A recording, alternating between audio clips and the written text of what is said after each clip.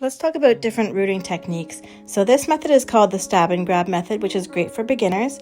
It covers a lot of area in a short period of time, but as you can see under my microscope, the hair is going in all different directions and there's a lot of stubble, so that would make for a messy and rough feeling hairstyle. The second most popular method is micro rooting, which as you can see here means grabbing anywhere from 1 to 3 hairs per hair follicle.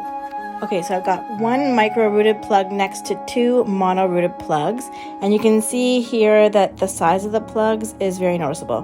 With the mono-rooting, you don't see any plug at all, and with the plug that has 2 hairs in it, it looks a little bit larger, so a little bit less realistic, but if one falls out, you've got a backup. And you want to separate the hairs as I was doing. Watch what happens if I root kind of down further and in the middle of my hair lock, the hair splits into a V, and what that means is a messier hairstyle that might look a bit frizzy. So you want to separate it out like that. See, I've got 2 hairs here, but they're both falling in the same direction, so it won't look very frizzy and it's going to feel very soft. And again, here's one more mono-rooted hair, just so you can see the size of the plugs in comparison. Now watch what happens if I stab in the middle of my hair lock. The hair stands straight up, first of all, even though it was directionally rooted, but there's also a little tick there, which might be hard to see. But what that means is that the hair has not been rooted all the way through the vinyl, so when I do my gluing, it's not going to get glued, it's just going to simply fall out. And again, it feels very rough to the touch. See how it's standing straight up? Alright, now I've got 2 hairs here that I've separated out, and I'm going to root them directionally, and see how they lay straight down and flat. Very nice look. So again, separate your hairs and insert. Now, watch what happens if, I'm losing focus. Sorry about that.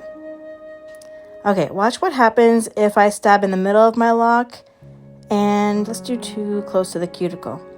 Bam! I've got 3 hairs here, but also a little tick. So I'm not sure if you can see that, but the plug itself looks a lot larger. The hair is going in every direction, so it's going to be a little bit harder to make it look nice and not frizzy, but also that hair has not fully been rooted, so it's going to fall out. So when it comes to micro rooting, you basically want to root close to the cuticle but not too close, and you want to separate the hair out so that you know what you're working with and make sure you're directionally rooting it so it lays flat against the head. This is the major difference between a Reborn doll that costs $300 to $500 and one that costs $1,000 or more.